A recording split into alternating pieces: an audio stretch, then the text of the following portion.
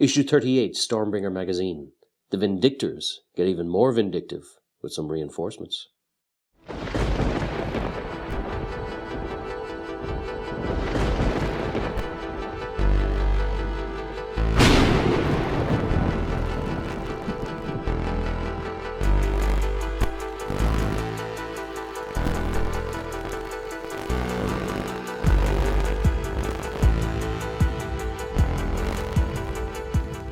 Hello and welcome to The Lucky Roll, an eclectic channel for eclectic games, and today we're going to be doing issue 38 of Hachette's Stormbringer magazine. And in this magazine we get 5 Stormcast Vindictors that I will show you painted after we go through the issue itself. Now the issue itself has some interesting bits and pieces of it. It touches again on magic, but on the aspects of endless spells. Now this is a fun little symbol or feature of Warhammer Age of Sigmar because it goes through kind of terrain hazards, if you will. These are spells that have been manifested but never dispelled, so they stay on the terrain as an actual hazard. So you have things like chromatic cogs, which speed up and slow down time. You have Ravenek's gnashing jaws, which basically it's kind of like a worm in Dune, where it just comes up and eats things. It goes around the place eating anything and everything that's all around. And you have the purple sun of Shaiish, which is a giant purple sphere wherein can be seen the dead form of a skull, and deadly rays come out through it. So those are some of the fun kind of spells that you will have, everlasting spells that you can add to your terrain for different games. You have another part of a story here called Blood in the Snow with the Lord Celestant Audica. And you have, of course, the actual Stormcast Vindictors themselves. So this is the second unit of Vindictors you have, and it's the alternative builds. So you have a full unit of 10 of them now. So you have different origins here for the Prime, the Regalia, unit traits, unit names, things like that. It also does the same thing for the Champions of Ulgu.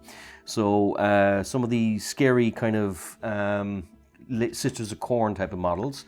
You have more unit information for them. You have the how to build guide, how to paint. Now the how to paint is actually quite elaborate in this one because it goes into lots of different details, and it gets you to paint up a different kind of faction of the Stormcast Eternals. Now they're always kind of gold, but these ones are in red because they're touched upon here in the story. So as you can see, you can actually make this particular faction of Vindictors if you wish. Now I opted to stay with the classic one because I've got a nice big kind of Stormcast Eternal army, but maybe in the future, once I've had fun with the classic look, I might adopt it to the to other factions of it. You have the Praetors and the Bodyguards, so it gives you kind of different tactics that you can use. So you have the Praetors and the Xandri's Truth Seekers, which give you different little kind of tactics.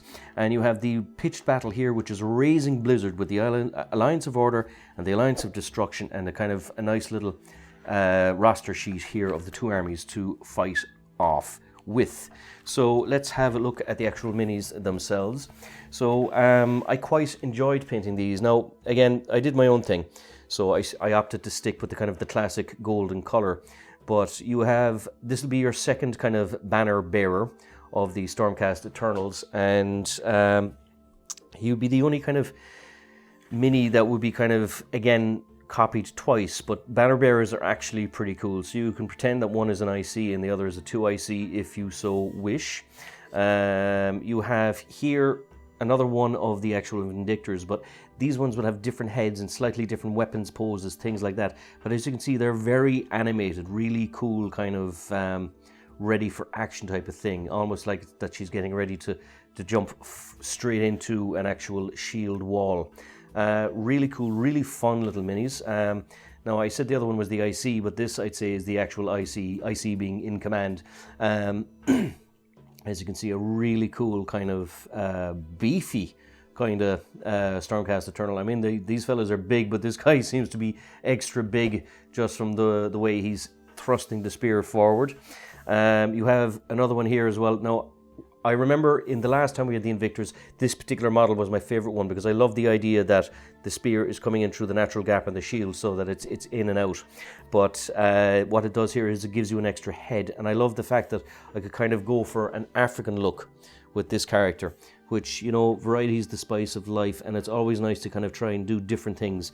One of the reasons I like Sigmar a little bit more than Warhammer on occasion is that you have instead of just male Marines all the time, you have male Marines, female Marines, and you have, you know, a lot of them would have their helmets off in Stormcast Eternal, or they draw their ranks from everywhere. So you kind of, you know, you can go anywhere and any way with these type of characters.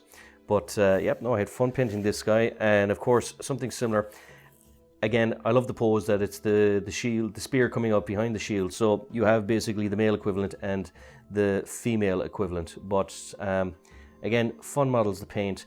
The shield, of course, is always precarious because you're working with white. So it's it can be very hard to get it right, especially if you goop up white paint, because white paint is the bane of my life. But just kind of make sure you do a little bit touches on the shields. Now I think my shield work has gotten a little bit better as I've been going on, because I've done more of them, but nevertheless it's always a pain to kind of try and get the white exactly done, and I've opted for the Martian Iron Earth because I love the kind of the rugged terrain that my army happens to be fighting on. So these are the Stormcast Vindictors that you get with this issue 38. Join us next week for issue 39. And as always, if you enjoyed these videos, please like, subscribe, all that good YouTube stuff. And until next time, good luck, God bless, and stay safe.